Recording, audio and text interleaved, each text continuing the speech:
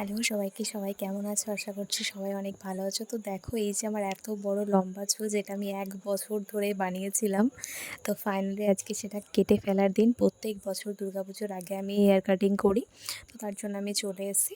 তো এরপর দেখো আমার সাথে আজকে আমার পার্টনারও চলে এসেছে, আমার স্টুডেন্ট কাম বৌদি।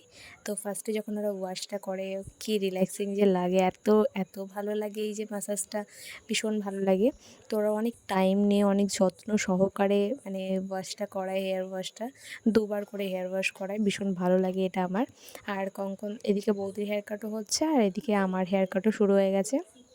তো হেয়ার কাটের ভিডিওটা আমি নিয়ে নিই, হেয়ার কাটের আগে পরে ভিডিও তোমাদের সাথে শেয়ার করে দিচ্ছি।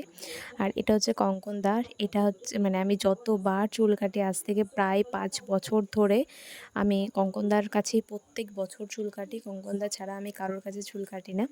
আর দেখো এই পার্টটা আমার সবথেকে প্রিয় পার্ট, মানে সবথেকে ফেভারিট বলতে পারো, চুলটা যখন সেটিং করে। এবার আমার চুল অলমোস্ট ডান হেয়ার কাটিং। আমার নিউ লুক তোমাদের কেমন লাগছে অবশ্যই কমেন্ট করে জানাবে।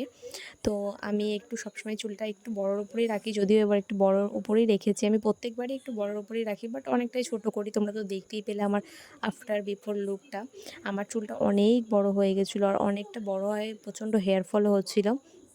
সেই জন্য আমি প্রত্যেক বছর হেয়ারটা পুজোর আগেই কাটিংটা করি। কারণ আমি চুলটা খুলি বেশিরভাগ সময়, মানে ছবি টবি তুলে আর ঘুরতেও যাই, সেই জন্য।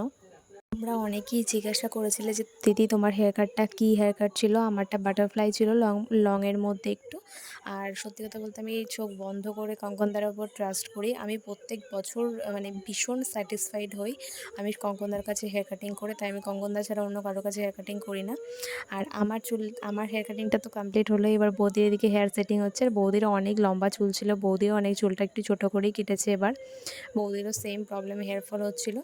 আর বৌদির এই কাটিংটা খুব পছন্দ ছিল, তাই বৌদিও সেম এই কাটিংটা করেছে। তোমরা অবশ্যই কমেন্ট করে জানিও বৌদির হেয়ার কাটিংটা কেমন হয়েছে। বৌদির ছিল অ্যাডভান্স লেয়ার লংয়ের মধ্যে।